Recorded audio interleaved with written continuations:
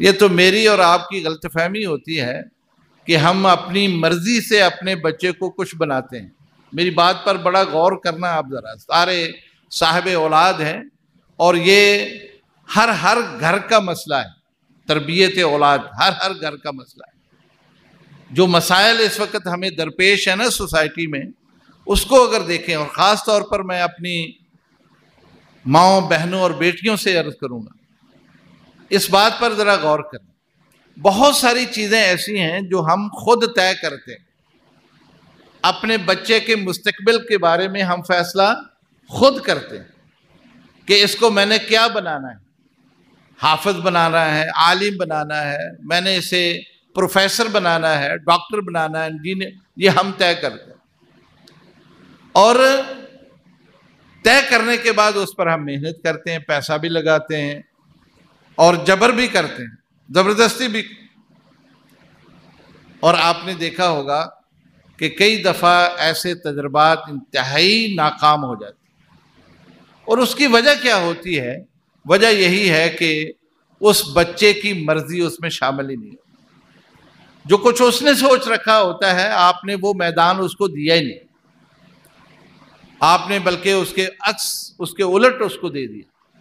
نتیجہ وہ نتائج جو آپ اس سے حاصل کرنا چاہتے تھے وہ آپ کو نہیں ملے، وہ آپ کو میسر نہیں آئے۔ اور مجھے تو خاص طور پر اس کا بہت تجربہ اس وجہ سے ہے کہ عرصہ دراز سے ایک ادارے میں کام کر رہا ہوں اور میں یہ چیز دیکھتا ہوں۔ گزشتہ سال جامعہ سلفیہ سے جو بچے فارغ التحصیل ہوئے، ان میں ایک بچہ ایسا بھی تھا جو میرے پاس داخل ہوا، ساہیوال سے اس کا تعلق۔ وہ 8 سال میرے پاس پڑھتا رہا ہے، لیکن 8 سالوں میں نے کبھی اسے مسکراتے نہیں دیکھا، میں نے اسے کبھی خوش نہیں دیکھا، اور میں نے کئی دفعہ اسے پاس بٹھا کے یہ راز جاننے کی کوشش کی کہ آخر وجہ کیا ہے۔ اس قدر یبوست اور اس قدر تنگی کہ جس کے چہرے پر کبھی تبسم ہی نہ آئے۔ کئی سال گزر گئے، 4-5 سال کے بعد میں نے ان کے گھر رابطہ قائم کیا، اس کے والد کو میں نے بلایا، میں نے اس سے پوچھا کہ آپ کا بچہ ابتدائی طور پر ذہین بڑا ہے، اسکول کی تعلیم میرے پاس بھی رہ کر وہ پڑھتا رہا، حتیٰ کہ جامعہ میں رہ کر ہی اس نے بی اے کیا ہے اور ماشاءاللہ اچھے نمبروں میں پاس ہوا ہے۔ تو میں نے اس کے والد سے جب پوچھا، اس نے کہا جی ہم سے ایک بہت بڑی غلطی ہوئی، اور اب واپسی کا راستہ نہیں تھا، اس لیے ہم خاموش ہو گئے۔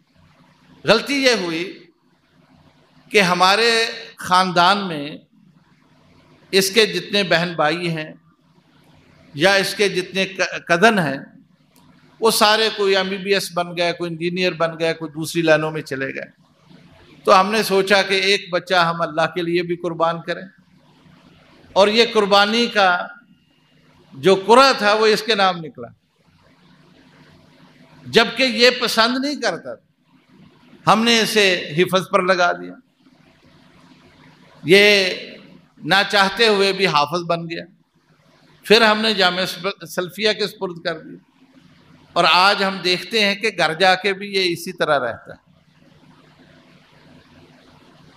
آپ یقین کریں، مجھے اس پر بڑا ترس بھی آیا، بڑی ہمدردی بھی اسے ہوئی، لیکن جو کہتے ہیں نا کہ واپسی کے راستے نہیں تھے۔ اب عمر کے اس حصے میں وہ چلا گیا کہ اگر دوبارہ اسے کسی اور جگہ بھیجنا بھی چاہیں تو وہ جا نہیں سکتے۔ اس لیے میں والدین سے یہ عرض کروں گا کہ داخلی جو عوامل ہیں نا، گھر کے ماحول کے جو عوامل ہیں، یہ بچے کے اوپر بڑے مؤثر ہوتے ہیں۔ آپ بھلے سے بچے کے بارے میں بہت اچھی منصوبہ بندی کرنے والے کیوں نہ ہوں، آپ پڑھے لکھے کیوں نہ ہوں، آپ اپنے اوپر اعتماد کیوں نہ رکھتے ہوں، لیکن اس وقت تک آپ کامیاب نہیں ہو سکتے ہیں جب تک کہ آپ بچے کی اس رضا کو، اس کی خواہش کو، اس کی تمنا کو اور اس کی نفسیات کو نہ جانتے۔